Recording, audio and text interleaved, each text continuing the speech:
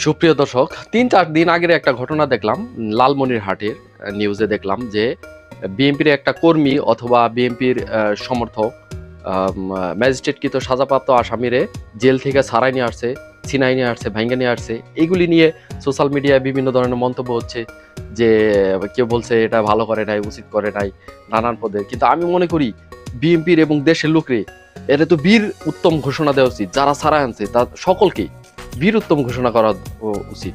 কারণ কি, এই বীর উত্তমের জন্ম যদি আর ৩-৪ বছর আগে হইতো, তাহলে আমাদের প্রিয় নেত্রী বেগম খালেদা জিয়ারে এই মিথ্যা মামলা এরকম জেল ঘাটতে হইতো না। তারা জেলের তালা ভাঙ্গা খালেদা জিয়ারে ছাড়াই নিয়ে আসতো। তাদের ডেডিকেশন দেখে তো আমি অবাক যে একজন সমর্থক রে তারা সাজাপ্রাপ্ত আসামিরে ছাড়াই নিয়ে আসতে পারে, তাহলে খালেদা জিয়ারে কি করতো?